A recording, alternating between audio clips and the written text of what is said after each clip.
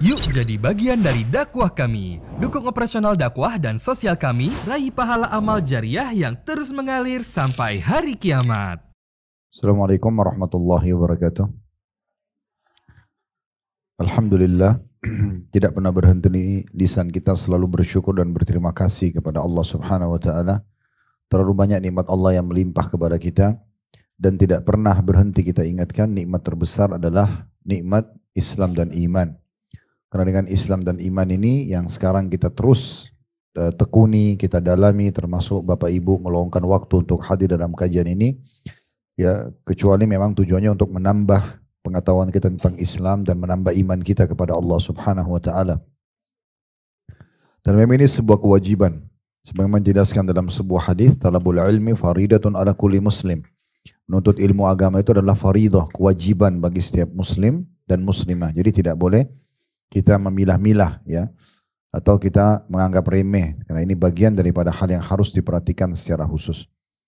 Selanjutnya kita panjatkan salam hormat kita kepada utusan Allah Nabi besar Muhammad sallallahu alaihi wasallam, sebagaimana Allah telah perintahkan kita untuk mengucapkan salam hormat tersebut. Baik, kita akan lanjutkan bedah buku kita pada saat Allah SWT mudahkan 40 nasihat memperbaiki rumah tangga yang ditulis oleh Syekh Dr. Muhammad bin Saleh Al-Munajjid hafidhahullah, dan kita akan masuk nasihat ke-20. Namun sebelumnya kita akan coba ingatkan kembali nasihat yang sebelumnya ke-19, meluruskan pekerjaan wanita di luar rumah, dan itu sudah panjang lebar kita jelaskan tentang kapan wanita boleh beraktivitas di luar rumah dan apa saja aktivitasnya, dan kapan kita tidak boleh aktivitas di luar rumah. Ini semoga saja sudah bisa difahami oleh ibu-ibu sekalian. Jadi Islam memang kembalikan kita kepada fitrahnya. Fitrah alami adalah ibu hamil, melahirkan anak, menyusui. Nah, berarti itu alaminya. Ya, sehingga itu yang harus kita jaga, dan juga melayani suami, mengurus rumah, segala ini adalah kewajibannya. Sisanya kalau ada kelebihan waktu dan di saat sebelum menikah bisa izin sama wali ayah, sudah menikah izin sama suami, maka boleh saja aktivitas tentunya di luar rumah. Tapi itu pun ada batasannya ya. Tidak boleh masuk kerana hal-hal yang diharamkan dalam agama, gitu ya. Seperti cuma duduk keluar gosip aja, habisin waktu, tidak ada manfaatnya ya. Kalau keluar majelis ilmu seperti ini misalnya, atau memang sebelum nikah sudah ada bisnis dikembangin, atau memang silaturahim keluarga dan segala macam, itu semua bagian hal yang dibolehkan. Sekarang kita masuk ke poin penting, dan ini satu hal yang menjadi kata kunci rumah tangga bisa bertahan, yaitu menjaga rahasia rumah tangga. Jadi teman-teman sekalian, kita ini perlu membagi di awal pembukaan, ada konsultasi, ada curhat. Ya.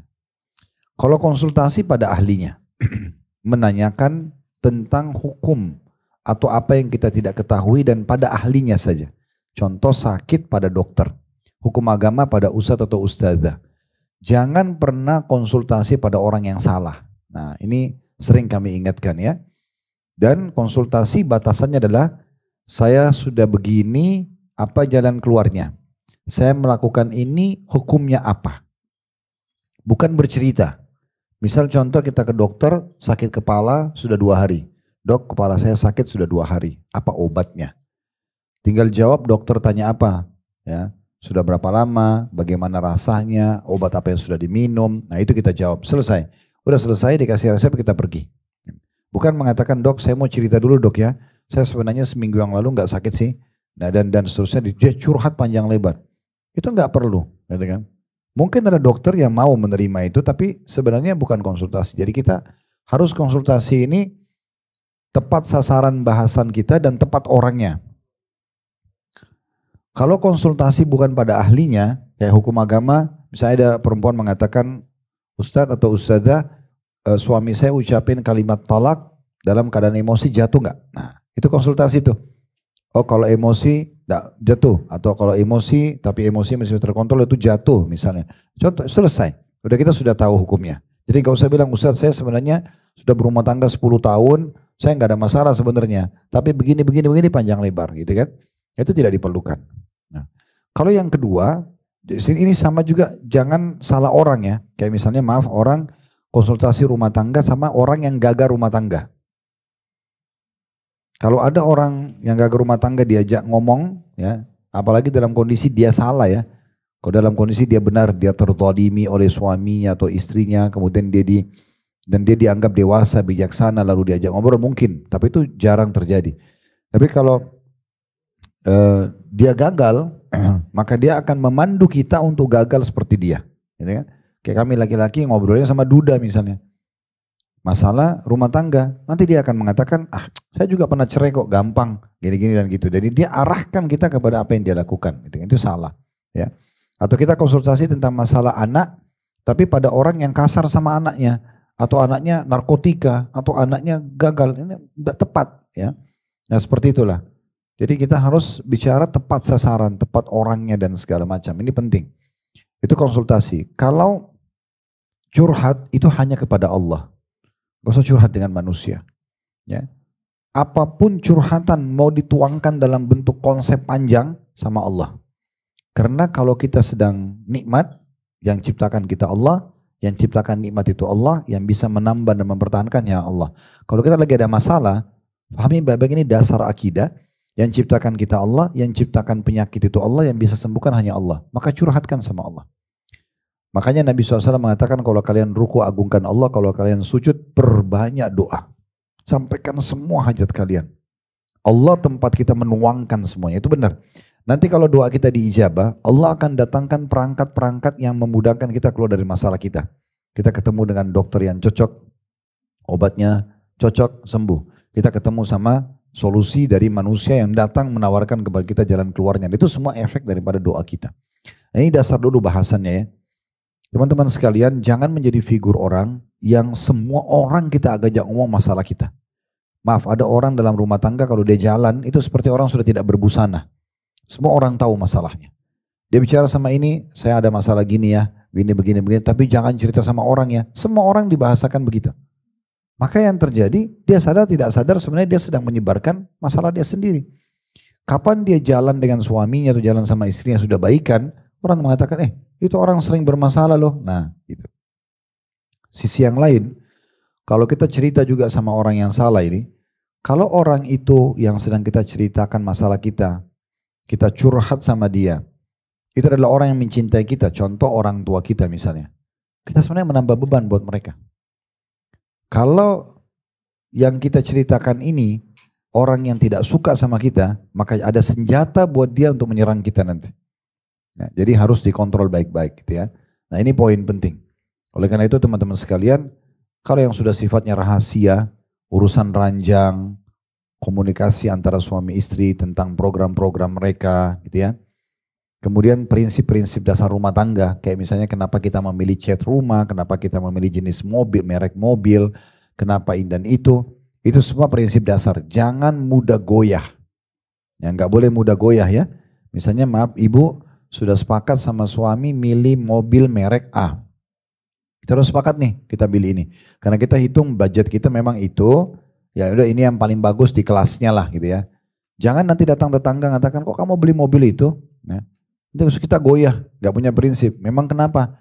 Menurut saya sih mobil ini. Nah, terus dia karena ikut-ikutan sama orang, bisa saja dia mengubah mobil dan menjual murah, rugi, hanya untuk ngikutin perkataan orang.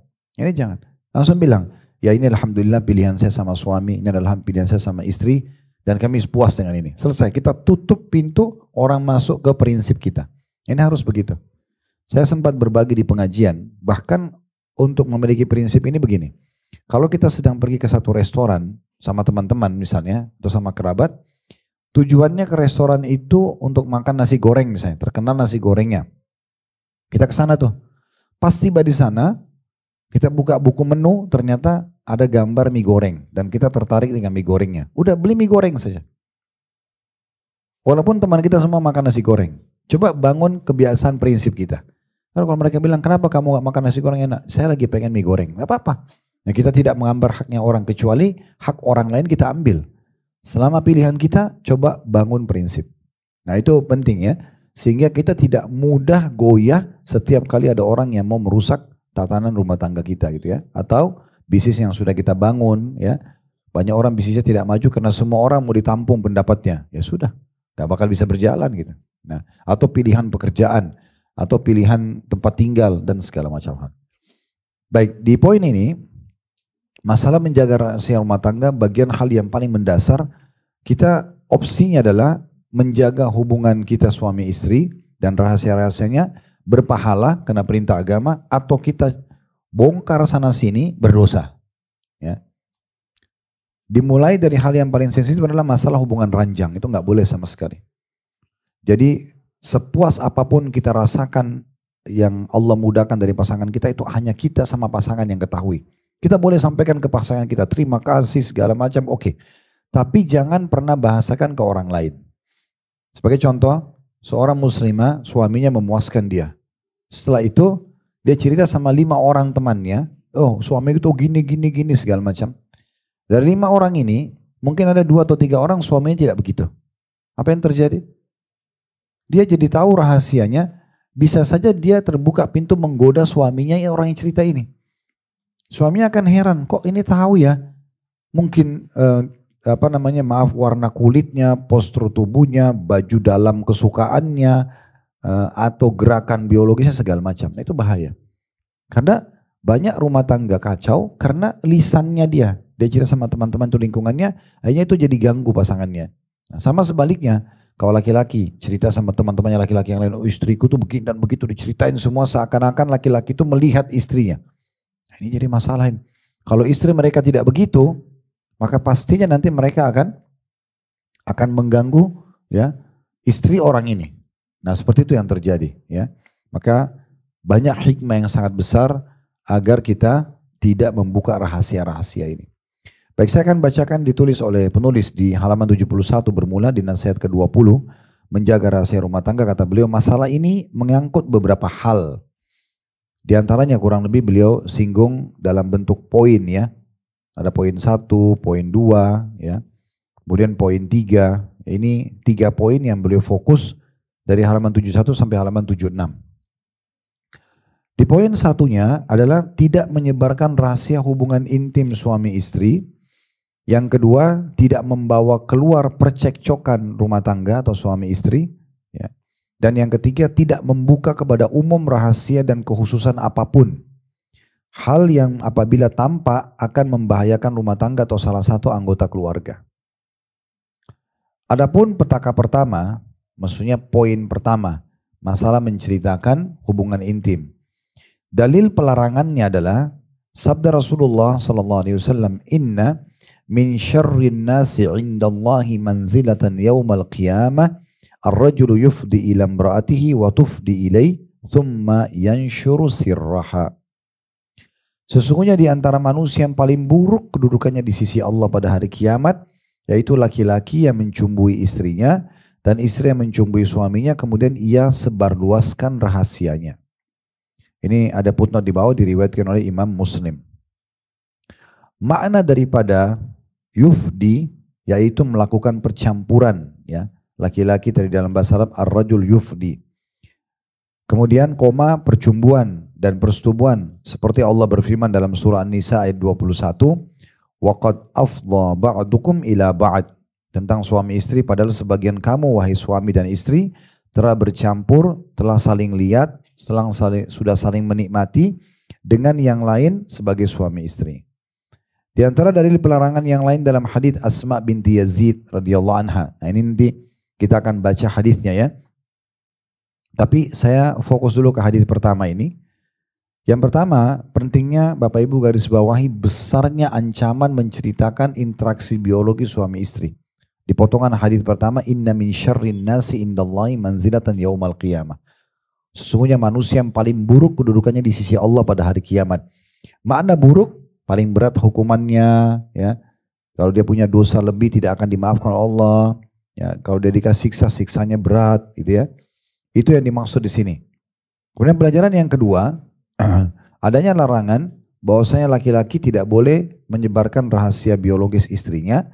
Begitu juga sebaliknya, tidak boleh istri menyebarkan rahasia biologis suaminya. Baik ya, ini secara totalitas ya.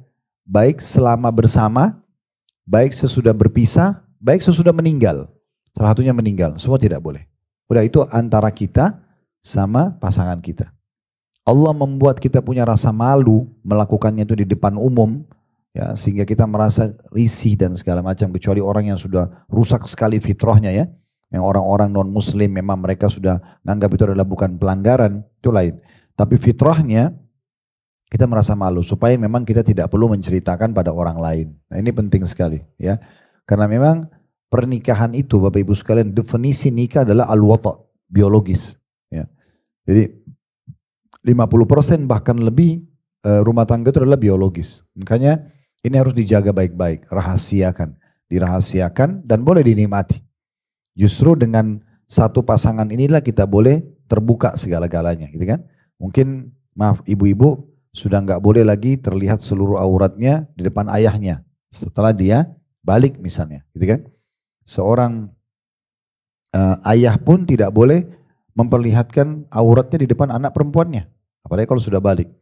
Sebaliknya juga begitu, seorang ibu, ya, dia sudah nggak boleh lihat lagi aurat anak laki-lakinya walaupun anak kandungnya setelah dia balik. Dan biasanya fitrah itu umur 7 tahun, 8 tahun kalau ibu punya anak laki-laki, kita disuruh keluar dari kamar mandi kalau mau mandiin dia. Dia sudah nggak mau, dia bukan lagi umur 2 tahun, 3 tahun yang masih mau dimandikan. Karena alaminya begitu, fitrahnya ya. Jadi semua ini sebenarnya sinyal-sinyal untuk supaya memang kita tertutup. Nah, satu-satunya yang boleh melihat kita secara total nikmatnya cuma pasangan hidup. Makanya harus dirahasiakan gitu ya. Ini dirahasiakan, ini betul-betul dijaga ya. Ceritakan aja nggak boleh, apalagi expose, apalagi sengaja mengekspos di media, di status segala macam ini ya. Berapa banyak rumah tangga yang kena ain, rusak rumah tangganya karena mengekspos kemesraan ya. Karena kita tidak tahu siapa yang iri dengan kita ya. Ini berbahaya sekali. Saya punya cuplikan kumpulan tentang ain dibuat oleh teman-teman kita di Saudi, itu luar biasa itu. Orang kalau sudah hatinya rusak banget ya, hatinya penuh dengan hasad, maka itu dia lihat orang pegang gelas aja, oh ya gelasmu bagus ya, itu bisa pecah gelasnya. Makanya kata Nabi SAW, hati-hati dengan ain karena mayoritas umatku meninggal karena ain. Berapa banyak rumah tangga rusak karena dia pamer, ekspos kemesraannya. Berapa banyak anak-anak jadi sakit karena dia ekspos lucunya. Ya, udah ibu dan bapak nikmatin aja sendiri anaknya. Kalau kita suami istri saling mengirimkan oke lah. Tapi kalau kita ekspos di media ini jadi masalah ini. Sangat rentan sekali. Dan kata Nabi SAW hati-hati dengan ain. Karena dia bisa memasukkan unta ke dalam kuali. Dan memasukkan manusia ke dalam kuburan. Artinya bisa sampai membawa pada kematian. Bisa membawa pada kematian. Ada satu kisah di Saudi. Seseorang anak. Dia berprestasi dari SD. Selalu juara 1 sampai kuliah. Di tingkat 2 kuliah, tiba-tiba pada saat mau ujian, dia sakit kepala, terus dibawa ke rumah sakit sama orang tuanya, divonis di otaknya ada cairan. Dan ini harus operasi. Maka operasi ini persentase keberhasilannya 50-50%. Jadi bisa berhasil bisa tidak. Nah, ini orang sehat tadinya nggak ada apa-apa. Nah keluarga sudah sepakat untuk dioperasi, sampai ada satu di antara keluarga itu memang yang paham agama, dia bilang, bisa nggak saya tanyakan dulu kepada syekh, pada alim gitu ya. Tanya kepada syekh mengatakan coba cari ada nggak keluarganya yang iri sama dia, yang hasad nih. Jangan sampai ini orang kena ain. Karena tadinya nggak apa-apa, kok bisa langsung tiba-tiba sakit dan harus dioperasi. Mau ini mau ujian lagi. Terus ternyata mengerucut ke satu tantenya, tante sendiri, tante kandungnya jadi adik ibunya. Ya. Nah waktu diobrol-obrolin akhirnya sampai mengerucut kepada tante, maaf ini pernah nggak merasa iri dengan ponakan yang ini? Maka dia bilang, iya pernah, karena rupanya anaknya si tantenya ini, berarti sepupunya anak itu dari SD selalu sama-sama dan anaknya tantenya ini selalu kalah prestasinya.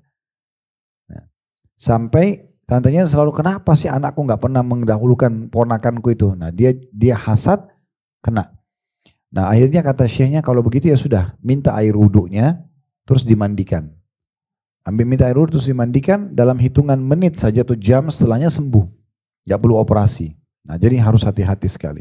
Jadi jangan dianggap remeh ya. Kalau Allah kasih kenikmatan apapun sudah, usahakan tidak terekspos. Mau kendaraan, mau rumah, mau kelebihan fisik gitu ya. Kita usahakan. Kecuali memang itu pekerjaan, misalnya kita lagi dagang rumah itu harus kita foto, kendaraan itu kita memang jual beli mobil, itu lain. Karena ada hubungannya dengan harus diekspos. Tapi kalau enggak, ya kita jaga. Nah itu diantara hikmah yang harus kita perhatikan baik-baik. Ini juga termasuk kalau sudah bercerai, ya, sudah selesai, ya, saya tutup. Gitu ya. Begitu juga dengan pada saat kalau salah satunya sudah meninggal. Kemudian selanjutnya dikatakan, ini juga dikuatkan dengan hadis Nabi SAW yang lain dari riwayat Asma binti Yazid. Jadi yang pegang bukunya bisa digaris bawahi, Asma binti Yazid itu nama wanita muslimah yang sahabiat yang terkenal dengan keimanannya pada saat itu ya. Bahwasanya ia berada pada majelis Rasulullah SAW sedangkan lelaki dan perempuan duduk. Beliau mengatakan, la'alla rajulan yaqulu ma yaf'alu bi ahli wa la'alla imra'atan tukhbiru bima fa'alat ma'a zawjiha fa'arammal qaum. Faqultu wallahi ya Rasulullah innahunna la yaf'alna wa innahum la yaf'alun. Qala fala taf'alu fa innama dhalika mathalu syaitani laqiya syaitanatan fi tariqin faghashiyaha wan nasu yanzurun. Barangkali kata Nabi SAW ada laki-laki yang mengatakan tentang apa yang ia lakukan dengan istrinya. Dia menceritakan tentang biologisnya. Dan barangkali ada perempuan yang mengabarkan tentang apa yang ia lakukan bersama suaminya. Maka orang-orang pun pada saat itu terdiam. Lalu Asma binti Yazid berkata, iya benar wahai Rasulullah. Iya benar demi Allah wahai Rasulullah. Jadi dia memastikan memang ini terjadi. Sesungguhnya para wanita, maksudnya di kota Madinah ini melakukan itu, dan para lelaki pun melakukan itu. Lalu Nabi SAW nasihati, jangan kalian lakukan, sebab sesungguhnya hal itu seperti syaitan laki-laki yang bertemu dengan syaitan perempuan di jalan, lalu ia menyetubuhinya, sedangkan orang-orang semua melihatnya. Diriwayatkan oleh Imam Ahmad, dan ini disebutkan dan diberikan syarah atau penjelasan lebih jauh oleh Syekh Albani dalam kitab Adabuz Zifaf tentunya. Baik, dari hadits ini kita ambil pelajaran dulu. Yang pertama, adanya teguran dan larangan Nabi SAW untuk menceritakan hubungan biologis suami istri. Jadi nggak boleh, ya. Kita menceritakan. Dan ini tentu beda kalau ingat ya konsultasi. Misal memang suami istri sudah lama tidak biologis lalu datang ke dokter. Si istri bilang suami saya sudah lama tidak menggauli saya, atau suami mengatakan istri saya tidak mau diajak bergaul. Dia harus konsultasi, itu beda. Sebatas menanyakan tentang solusinya itu lain, ya. Atau masalah ejakulasi dini atau yang lainnya itu semua lalu dikonsultasi itu berbeda. Tapi di sini memang dia lebih kepada menikmati lalu dia menceritakan. Nah itu tidak dibolehkan, ya. Kalau ulama mengatakan suami istri saja nggak boleh, apalagi orang lain. Nah, banyak orang itu kan bangga-bangga dengan zinahnya, ya. Oh dia pernah buat sama ini sama itu, ya. Bahkan diekspos, bahkan diberitakan, jadi bahan bangga-banggaan, gitu ya. Nah ini semua tidak dibolehkan sama sekali, ya. Saya kemarin sempat dijelaskan ada pertanyaan yang masuk di kami di Blok M, lagi viral di media, orang-orang yang membuat di fotonya garis-garis merah di kepalanya karena itu menandakan dia memberitahukan media dia sudah berapa kali berzina. Ini ajaib bener ini. Jadi kalau sudah 3 kali dikasih garis 3, kalau 4 kali 4, jadi makin banyak itu. Jadi dikasih cuplikan, saya sempat lihat sepintas suami istri, kemudian istrinya pakai baju pengantin ada garis banyak dan dia mengatakan saya masih baru belum pernah lakukan tapi dia berbohong gitu. Dan seterusnya, ini untuk apa gitu ya. Dan itu setiap ada yang viral selalu langsung jadikan pegangan dan tidak malu tampil depan orang. Kalau suami istri aja nggak boleh, apalagi yang haram, nggak boleh, gitu kan? Masuk dalam masalah ini juga adanya larangan melihat film-film yang tidak benar, ya. Film porno itu nggak boleh, karena melihat itu merusak fitrah biologis. Ya. Kalau ibu melihat laki-laki, pasti laki-laki di film itu lebih baik dari suami, umumnya, gitu kan? Mungkin badannya, mungkin kulitnya, karena mereka pasti pilih laki-laki yang terbaik. Bagaimana bisa ibu melihat laki-laki itu, akhirnya ibu nanti pada saat biologis membayangkan laki-laki itu. Rusaklah fitrah biologisnya. Jadi nggak ada nilainya suami, hanya seperti simbol saja. Ya. Begitu juga dengan suami, bagaimana bisa dia tidak cemburu melihat istrinya melihat laki-laki itu. Ibu juga bagaimana tidak cemburu melihat nanti didatangkan perempuan yang lebih cantik dari ibu, lebih hebat dari ibu dan segala macam. Ini tidak boleh. Merusak fitrah. Akhirnya suami hanya membayangkan perempuan itu. Saya pernah ditanya di majelis kita, seorang ibu umurnya 50 tahun lebih. Pertama dia tanya, Ustadz hukumnya apa? Tentu dalam bentuk kertas ya. Ustadz hukumnya apa? Kalau seorang suami setiap kali mau biologis sama istrinya pasti nonton dulu. Bahkan kadang-kadang dia membawa laptop di ranjang. Dia tidak bisa lagi syahwatnya bangkit kecuali harus nonton, lalu kemudian dia gauli istrinya. Jadi akhirnya istrinya ini cuma menjadi bahan alat saja. Ini kan rusak fitrahnya, ya. Karena memang dia sudah terbiasa, dia tidak bisa syahwat kecuali nonton. Nah, makanya tonton ini harus ditinggalkan secara totalitas karena merusak fitrah kita. Yang kedua, kita memberikan dukungan terhadap zina, mereka berzina. Yang ketiga, mengajarkan tata cara biologis yang haram dalam Islam. Nah, itu tidak boleh, seperti laki-laki sama laki-laki, perempuan sama perempuan, atau mereka lampiaskan ke hewan. Ini kan semua tidak dibolehkan. Contoh-contohnya, dan ini semua banyak hal yang tidak baik.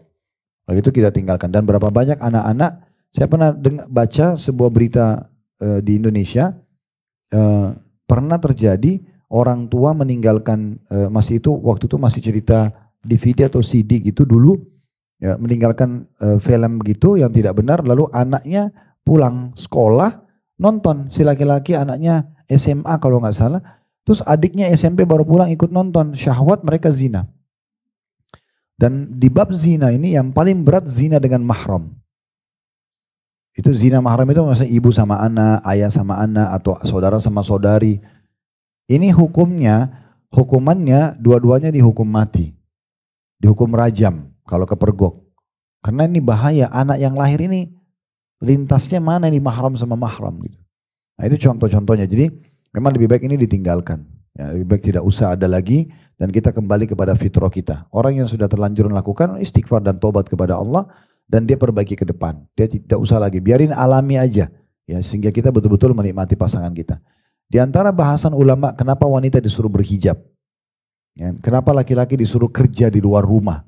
Ternyata itu salah satunya adalah memperbaharui rasa suka di antara mereka. Jadi kalau ibu keluar rumah pakai jilbab, pakai hijab itu, oleh suami bisa lihat begitu. Begitu di rumah, di kamar, ibu berbeda. Maka itu memperbaharui rasa suka. Kalau perempuan yang sudah terbiasa terbuka di luar, terbuka di dalam, bagi suami itu biasa aja. Karena semua orang sudah biasa lihat dia pakai celana pendek, pakai baju ketat, itu sudah biasa. Jadi itu mengurangi fitrah biologisnya. Nah seperti itu gambaran-gambaran para ulama diantara hikmah itu. Laki-laki safar, laki-laki pergi kerja, itu memunculkan rasa rindu pada istrinya. Kalau dia tiap hari di rumah dari pagi sampai malam, ada kejenuhan. Apalagi kalau pengangguran, gak ada kerja, itu mengganggu semua. Jadi semua itu dengan hikmah-hikmah syar'i yang luar biasa. Baik, jadi kita ambil pelajaran dari hadits ini. Yang pertama adanya larangan dari Nabi SAW untuk menceritakan biologis yang terjadi antara suami istri. Dan saya sudah bilang tadi kalau suami istri aja nggak boleh, apalagi yang bukan suami istri. Lebih dilarang gitu ya. Mengekspos dengan pacarnya, perzinahannya dan segala macam. Ya, maksud juga tadi kita jelaskan tidak boleh juga mendukung film-film porno dengan membelinya, membayar internetnya dan segala macam itu. Ya semoga Allah maafkan yang lalu. Pengajian gini tujuannya untuk memperbaiki ke depan, gitu ya. Pelajaran yang kedua, bolehnya seseorang menjelaskan tentang apa yang sedang terjadi kalau itu mungkar. Nah di sini contoh Nabi SAW mengatakan, barangkali ada yang laki-laki yang ceritain biologi sama istrinya yang hadir di masjid nih, habis sholat. Barangkali perempuan juga ceritakan biologi sama suaminya. Nah Asma binti Yazid itu mengatakan benar ya Rasulullah. Di sini terjadi. Nah di sini kenapa dibolehkan dan Nabi SAW tidak tegur Asma karena Asma tidak sebut nama. Ya. Selama kita tidak sebut nama nggak masalah. Misal contoh saya lagi singgung di majelis kita tentang haramnya ghibah, nggak boleh menggunjing, gitu ya. Contoh. Nah tidak boleh menggunjing ini yang kita bahas. Terus ada satu ibu bilang, Ustadz di majelis ini biasa loh Ustadz orang itu gosip. Nah, dia nggak salah karena dia tidak sebut nama. Tujuannya supaya dinasehatin. Nah, gitu. Ini dibolehkan. Makanya Asma binti Yazid bilang, ya Rasulullah benar. Laki-laki dan perempuan tuh saling begini. Di Madinah nih biasa nih. Yang laki-laki tuh banggakan biologis sama istrinya, puji-puji istrinya sampai seakan-akan teman-temannya lihat dia. Atau si istri ini menceritakan tentang kehebatan suaminya seakan-akan teman-temannya perempuan melihat suaminya. Maka Nabi SAW menegur di situ. Ya. Kemudian yang ketiga, adanya ancaman yang berat. Ya. Dan bagaimana Nabi SAW perumpamakan antara orang yang cerita ini sama dengan syaitan. Ya. Dan ini menggambarkan bahwasanya memang syaitan itu kalau biologis dia tidak peduli apakah harus di tempat tertutup atau tidak. Walaupun tidak nampak dengan mata kita. Karena Nabi SAW bilang, jangan kalian lakukan itu. Karena perumpamannya seperti syaitan laki-laki ketemu dengan syaitan perempuan di jalan. Berarti syaitan itu memang sudah biasa lakukan itu. Di jalan, cuma memang kita tidak lihat gitu ya. Tapi seperti itu. Lalu kemudian semua orang melihatnya. Artinya akhirnya harus malu. Harus berselisih dengan syaitan, jangan sama. Nah seperti itulah. Ini dalil yang kedua yang melarang kita menceritakan tentang hubungan atau rahasia intim suami istri. Kemudian dalam riwayat lain, riwayat Abu Daud disebutkan, hal minkum rajulu idza ata ahlahu fa aglaqa alaihi babahu wa alqa alaihi satrahu wastatara bi satrillah. Qalu na'am. Qala thumma yajlis ba'da dhalika fayaqul fa'altu kadza fasakatu thumma aqbala 'ala an-nisa'i faqala hal minkunna man tuhaddits fasakatna faja'at fatatun ka'abun ala ihda rukbatayha wa tatawalat li Rasulillah sallallahu alaihi wasallam liyaraha wa yasma'a kalamaha faqalat ya Rasulullah innahum la yuhaddithuna wa innahunna la yuhaddithna faqal hal tadruna ma mathalu dhalik innama mathalu dhalika mithlu syaitanatin laqiyat syaitanan fis sikka faqadha hajatahu wan nasu yanzuruna ilaihi. Kata dalam riwayat ini dikatakan Nabi SAW mengatakan, apakah ada di antara kamu wahai laki-laki, Nabi berbicara dengan para muslimin dan sahabat di masa itu, apakah ada di antara kamu laki-laki yang apabila mendatangi istrinya lalu mengunci pintunya dan menghamparkan kelambu penghalangnya dan ia bertabir dengan tabir Allah? Maksudnya ada nggak di antara kalian sini yang sudah suami istri, udah pernah biologis? Itu bahasa, ini kiasan semua Nabi bahasa, tapi itu ada yang sudah nikah, ada yang pernah biologis sama istrinya enggak? Maka sahabat mengatakan iya, benar. Maksudnya yang hadir sini pada sudah nikah nih. Ya. Maka kata Nabi SAW, setelah itu, setelah biologis, ia duduk lalu berkata atau bercerita, aku telah melakukan begini dan melakukan yang begitu. Saya diceritakan tentang keindahan dan kenikmatan biologis dengan istrinya. Maka semua laki-laki pada situ terdiam. Lalu Rasulullah SAW menghadap kepada para wanita yang ada juga hadir di majelis itu. Kemungkinan besar ini selepas sholat. Karena biasanya kalau gabung laki-laki perempuan selepas sholat. Laki-laki di belakang Nabi, perempuan di belakang saf laki-laki. Apakah ada di antara kalian wahai para wanita yang membicarakannya? Ada juga enggak di antara kalian wahai para wanita cerita tentang biologis sama suaminya? Mereka terdiam.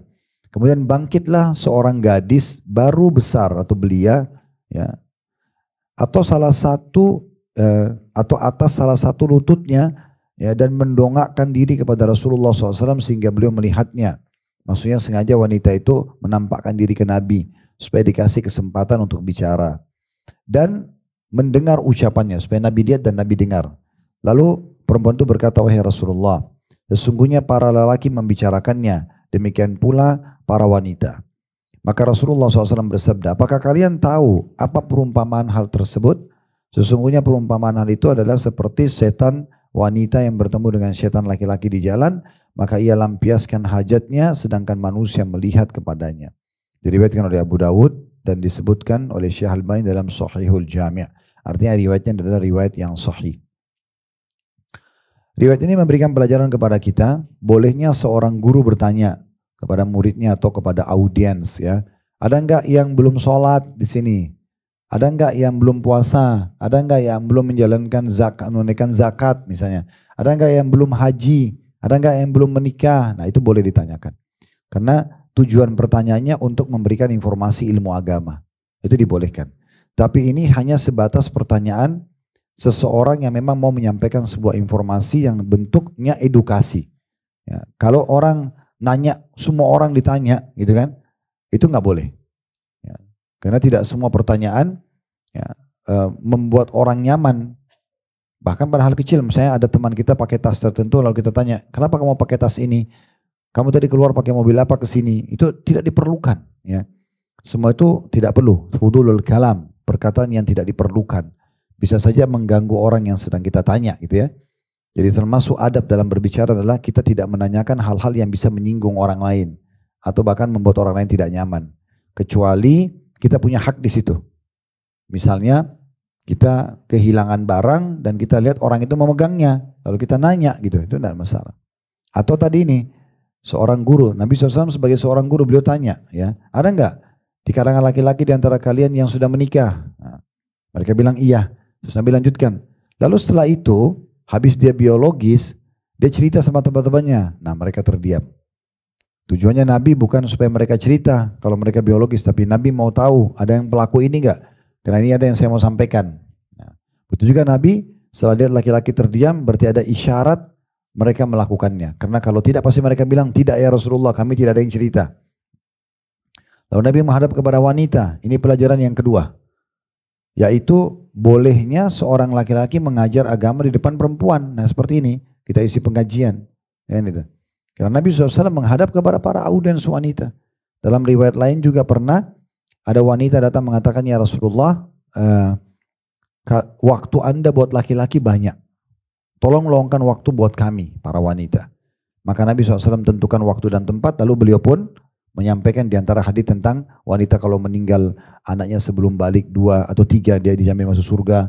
Ada yang bertanya bagaimana kalau 2 ya Rasulullah, 2 juga, ya, dan seterusnya. Jadi ini pelajaran yang kedua yang bisa diambil, ya. Kemudian pelajaran yang ketiga, bolehnya seseorang kalau dilemparkan pertanyaan menjawab sesuai dengan pengetahuan dia.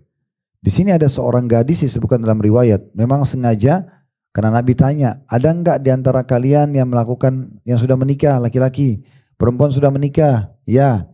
Baik, ada yang cerita enggak biologisnya? Mereka diam semuanya. Nah, karena ini butuh jawaban, Nabi bertanya, maka tampillah si wanita ini. Dan karena dia tulus niatnya untuk menyampaikan, memang ya Rasulullah betul seperti yang Anda katakan, mereka saling cerita, tujuannya bukan menjatuhkan karena tidak menyebut nama, ya. Dia cuma mengatakan benar, di Madinah ini orang lakukan, laki-laki lakukan, perempuan lakukan. Tujuannya supaya Nabi SAW bisa memberikan nasihatnya. Nah di sini besar sekali faedahnya kalau dia niatkan ikhlas karena Allah. Bayangkan Bapak Ibu sekalian, hadits ini sudah lebih 1400 tahun yang lalu disebutkan. Tapi siang ini masih Allah sampaikan ke kita dengan caranya. Ditulis dalam buku, kemudian kita baca, kita bedah, di live-kan. Mungkin ada teman-teman juga yang tidak hadir di sini bisa mendengarkan. Ini semua dengan hikmah Allah SWT terjadi. Sehingga bisa sampai hadis ini kepada kita. Gitu ya. Jadi menandakan wanita si gadis tadi ini mendapatkan pahalanya. Nah gitu. Dia mendapatkan pahalanya nih. Karena dia yang mengatakan kepada Rasulullah, ya Rasulullah benar. Sampai Nabi keluarkan nasihatnya. Ya. Pelajaran yang terakhir yang bisa diambil adalah hukuman bagi orang yang melakukan perbuatan ini, ya. Karena Nabi SAW menggambarkan mirip dengan riwayat sebelumnya seperti setan laki-laki bertemu dengan setan perempuan di jalan lalu berzina atau biologis. Riwayat ini dibalik, seperti setan perempuan mendatangi setan laki-laki. Berarti memang menandakan dalam biologis bisa saja laki-laki yang memulai atau perempuan yang memulainya. Nah seperti itu gambarnya. Tetapi itu hal yang dibolehkan suami atau istri yang memulai biologis. Tapi di sini digambarkan syaitan laki-laki yang memulainya atau syaitan perempuan yang memulai sama saja. Dua-duanya itu kalau dia lakukan di jalan lalu orang semua lihat, seperti itulah perumpamaan orang yang menceritakan tentang biologisnya gitu ya. Baik, itu perkara yang pertama tentang rahasia rumah tangga, tidak boleh menceritakan hubungan intim gitu ya. Baik, sekarang ada perkara yang kedua di halaman 75. Kata beliau, adapun perkara kedua, yakni membawa keluar rumah percekcokan suami istri. Pada banyak kasus justru menambah ruwetnya persoalan. Pihak ketiga ikut campur dalam perselisihan suami istri hingga pada sebagian besar kasus menambah persoalan baru. Sekarang sederhanakan. Kalau mau mudah ya, kalau sedang ada masalah apa, coba bicara sama orang yang ada kepentingan. Misalnya ibu masalah sama suami, ya bicara sama suami saja. Bicara sama satu orang saja. Suami masalah sama istrinya saja. Tidak usah melebar kemana-mana. Kemudian yang kedua, fokus ke topik bahasan. Masalahnya apa nih? Semalam tidak layani biologis. Fokus itu saja. Ya, janji apa yang belum dipenuhi, fokus itu saja. Gak usah merembet bahasanya kemana-mana. Karena merembet bahasan kemana-mana melahirkan permasalahan baru. Ya, contoh misalnya ada janji suami ibu belum dipenuhin. Lalu ibu bahas, memang orang tua kamu tidak didik kamu. Ini dia libatkan pihak lain. Mertuanya mungkin tidak tahu apa-apa. Ya. Atau mungkin apa yang dibahas sama dia, memang kamu itu suka ingkar janji ya. Padahal sebenarnya mungkin bukan. Dia tidak dengar udurnya apa. Misal contoh. Nah ini kan semua melahirkan permasalahan baru. Kenapa? Karena melebar kemana-mana bahasannya. Masalah makanan, bahas makanan. Masalah biologis, bahas biologis. Masalah keluar, rekreasi, itu aja. Itu yang dibahas. Fokus, tidak usah melebar kemana-mana. Clearkan, baru pindah masalah lain. Tumpatin di masalah jadi masalah ini. Yang ketiga yang ditegur oleh penulis sini, yaitu berbicara dengan pihak ketiga. Yang akhirnya ikut campur dalam percecokan itu. Saya pernah tahu ada masalah, dan ini banyak ya. Di majelis kami masuk dalam masalah pertikaian rumah tangga ini banyak sekali. Kalau kami juga adakan daurah keluarga biasanya yang 2 bulan 3 bulan sekali di luar kota. Kita undang nginap di hotel lalu bahas itu. Itu banyak sekali yang konsultasi dan menyebutkan permasalahan mereka. Tapi yang paling sering kalau masalah perceraian terlibatnya orang ketiga. Nah, terlibat orang ketiga bisa persentasenya 20% dari pertanyaan orang, lalu kita respon, kamu ada masalah nggak sama suamimu? Mana masalah nggak sama istri? Lalu kita respon, itu 20% aja. 80% dari orang ini, dia yang ngomong sama orang. Nah akhirnya orang ketiga merasa dilibatkan, mulailah dia memberikan masukan-masukan. Ya. Sedangkan orang yang sudah dianggap faham agama saja belum tentu bisa berikan masukan yang baik, apalagi orang yang tidak faham agama. Contoh, laki-laki masalah sama istrinya, lalu dia pergi ke karaoke, bicara sama pelacur. Gimana caranya dia dapat solusinya? Gak mungkin. Gitu. Kalau dia ke rumah ibunya, mungkin ibunya doakan, lain. Kan gitu. Atau banyak kasus terjadi rumah tangga ribut, perempuan masalah sama suaminya, cari teman laki-laki ya di Facebook. Di sini dan situ. Terus konsultasi, bicara. Nah, mulailah laki-laki hidung belang ini masuk ke masalah dia. Dan kadang-kadang kita lupa teman-teman, kita kan ini hidup sekian tahun sama pasangan. Dari sekian tahun itu, misalnya 1 tahun aja sudah 365 hari. Kita kalau jujur melihat fair, kita akan temukan persentase kebaikan pasti lebih baik daripada persentase keburukan. Itu sudah umum. Sebagaimana kita sehat lebih baik daripada sakit. Gitu. Pasti lebih banyak waktu-waktu yang nyaman daripada waktu tidak nyaman. Harusnya begitu kan. Tapi di saat kita sedang ada masalah di satu titik dengan pasangan, syaitan besar-besarkan sehingga akhirnya itulah yang kita bahasakan ke orang-orang yang tidak benar ini. Ketemu laki-laki tidak benar di karaoke atau perempuan tidak benar di karaoke atau di luar sana.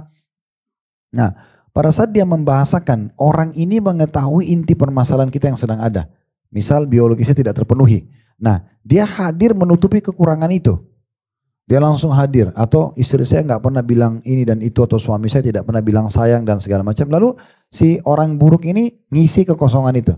Dia pikir dia sudah sempurna. Begitu dia cerai sama pasangannya lalu dia nikah sama orang yang buruk ini, baru dia tahu ternyata keburukannya ini lebih banyak. Nah itu jadi masalah. Karena kita lupa kebaikan orang.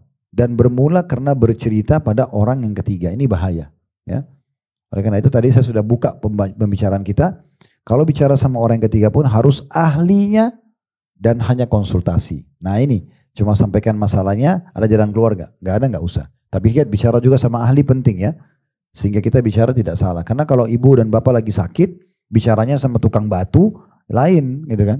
Gak akan dikasih solusi yang terbaik gitu. Nah, tapi kita bicara sama dokter, dokter pun kita bicara sama yang umum, sama yang spesialis, bidangnya akan beda. Nah seperti itulah kurang lebih gambarannya. Lalu beliau mengatakan jalan keluarnya, jika orang lain ingin membantu, terutama orang yang paling dekat dengan keduanya, yaitu dengan melakukan surat menyurat antara keduanya. Hendaknya tidak mencampuri urusan tersebut kecuali karena alasan menjadi pihak yang mendamaikan secara langsung. Ketika kita lakukan sebagaimana yang diperintahkan Allah Subhanahu wa taala dalam surah An-Nisa ayat 35 yang berbunyi fab'athu hakaman min ahlihi wa hakaman min ahliha in yurida islah yuwaffiqillahu bainahuma. Maka kirimlah seorang hakam, maksudnya juru pendamai dari keluarga laki-laki, dan seorang hakam, maksudnya hakim di sini penengah ya, dari keluarga perempuan. Jika kedua orang hakim itu bermaksud mengadakan perbaikan, maka niscaya Allah akan memberi taufik kepada suami istri itu. Ini Allah kasih solusinya. Ya. Tapi ayat ini perlu kita jabarkan dulu. Kita jangan pindah kepada hakam atau hakim ya, bahasa Arabnya hakam. Dalam ayat ini dikatakan begitu ya. Ke orang yang ketiga untuk menengahi kita Kecuali kita sudah mentok, nggak ada jalan keluar. Misal contoh sudah bertahun-tahun nih, kalau kita bahasakan sudah berkarat permasalahannya. Selalu kita nasihatin pasangan tidak mau berubah-berubah. Sampai puncak sudah mau cerai. Nah, dan kita masih berpikir untuk melanjutkan rumah tangga karena mungkin ada celah. Lalu kita libatkanlah dari keluarga perempuan dan keluarga laki-laki untuk menasehatin, menengahi, gitu ya. Keluarga laki-laki ini mendengar semua apa yang dari si suami, keluarga perempuan dengar semua dari sang istri, lalu mereka berdua duduk rembukin dengan otak yang berbeda, bukan orang yang sedang menghadapi masalah. Mereka pasti akan punya ide lain jalan keluar. Mirip kalau misalnya ada orang lagi bermasalah, kemudian kita lihat dari kacamata kita sebagai bukan orang yang terlibat, itu lebih mudah kita pecahin masalah. Makanya saya sering berbagi dengan jemaah, saya pun kalau sedang menghadapi satu masalah misalnya, saya coba keluar dari masalah itu, saya seperti lihat dari jauh. Anggap orang lain yang sedang terjadi. Kita bisa tahu kita benar atau salah. Atau kita posisikan diri kita kepada rival kita, lawan kita. Nanti kita tahu kita benar atau kita salah. Biasanya begitu. Nah, itu lebih bijaksana gitu ya. Supaya kita nanti kalau salah kita minta maaf, kalau kita benar kita bisa tegakkan argumentasi atau hujah pada dia. Kamu salah loh karena ini. Karena kita sudah lihat dengan kacamata luar gitu ya. Nah sekali lagi melibatkan orang ketiga dari dua pihak keluarga atau dua orang yang bisa dipercaya ya, itu kalau sudah mentok, udah nggak bisa komunikasi keduanya. Jangan dari awal masalah sudah libatkan orang ketiga, jangan. Membiasakan orang ketiga selalu menengahi kita, ini juga banyak membuka pintu-pintu rusaknya rumah tangga. Mungkin permasalahan kali ini dia berhasil menengahi, permasalahan depan belum tentu. Karena mungkin yang sedang kita konsultasikan ini juga lagi ada masalah. Nah, misal. Mungkin yang pertama dia tenang, dia masih fresh berpikir. Yang kedua mungkin belum tentu. Nah seperti itulah ya. Jadi libatkan mereka dan itu per kasus saja Bapak Ibu sekalian ya. Kalau kita libatkan seseorang, kasus ini sudah selesai. Tidak perlu setiap saat kita selalu bicara sama dia. Nanti kalau ada masalah lagi, biasa sama dia bisa sama orang lain.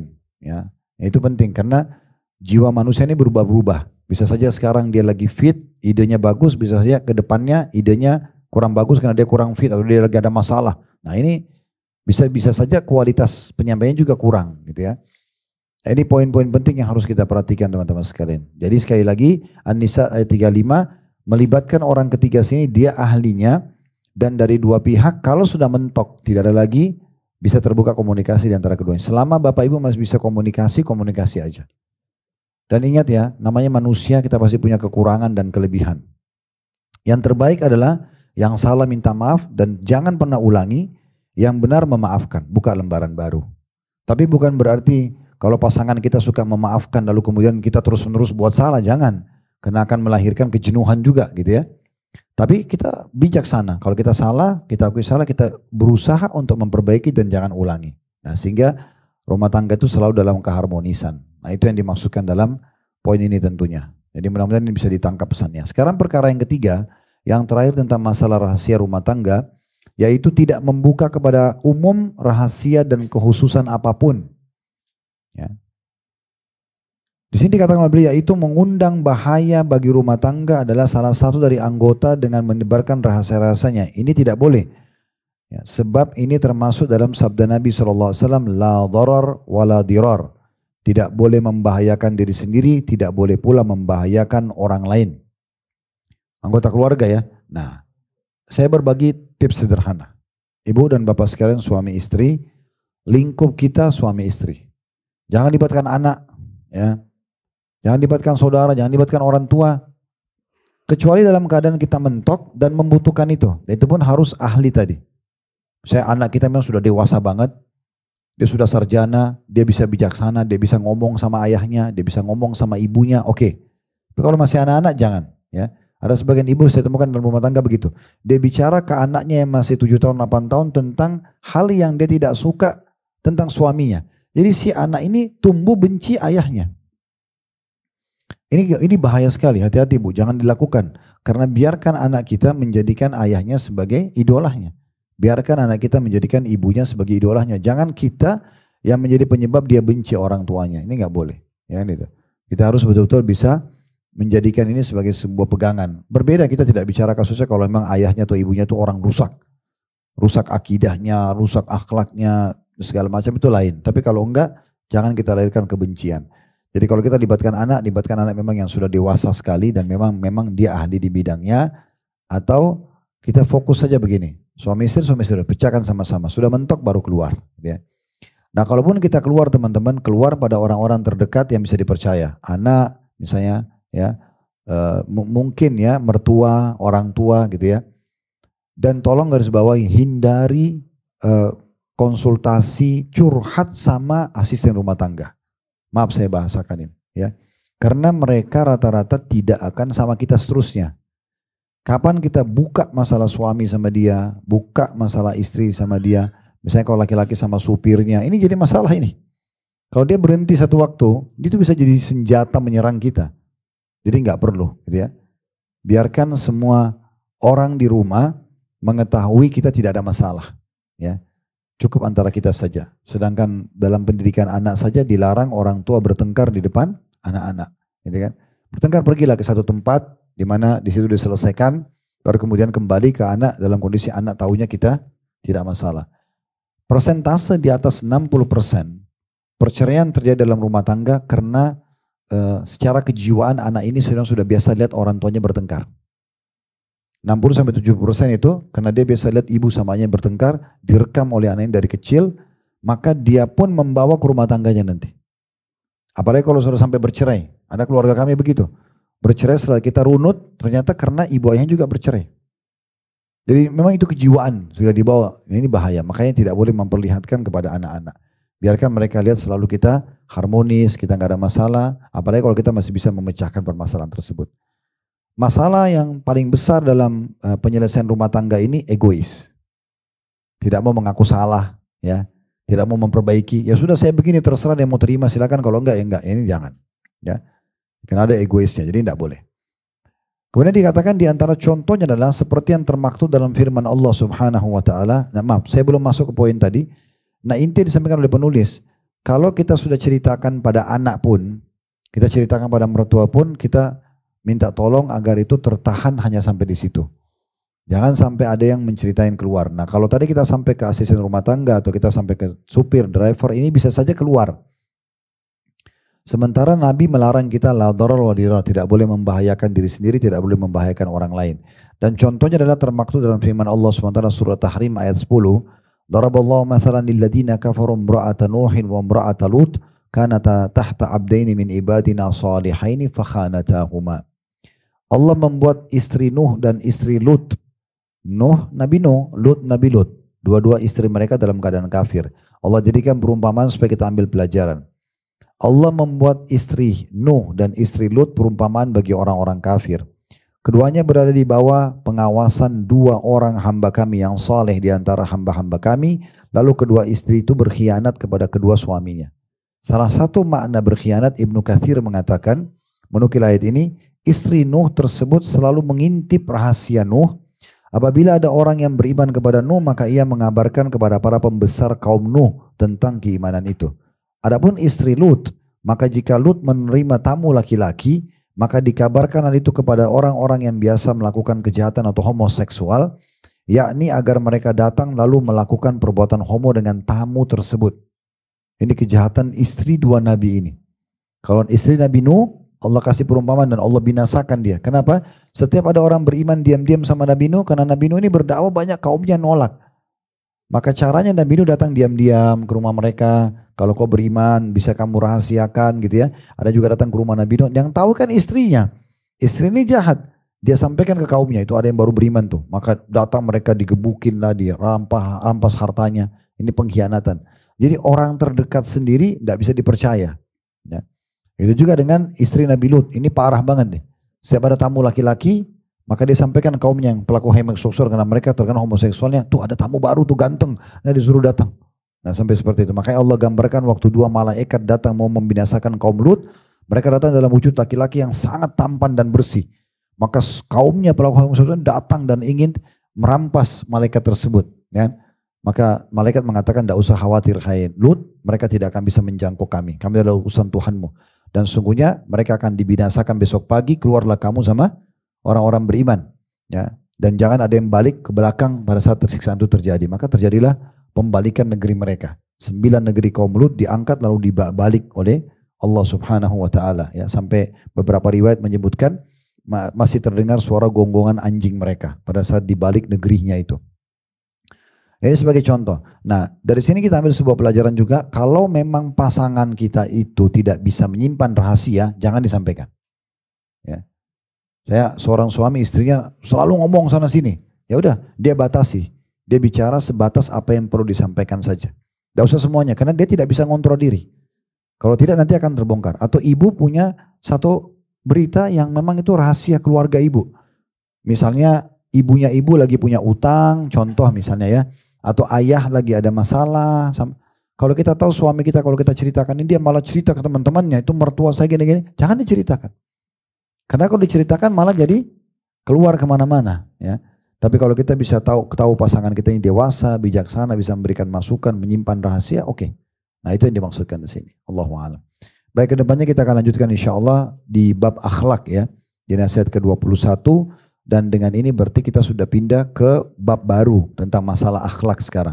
Kalau kemarin itu kita bahas tentang masalah agama, ya, penerapan agama dalam rumah. Allahu a'lam. Kalau benar dari Allah silakan diambil dan diamalkan. Kalau salah dari saya mohon dimaafkan.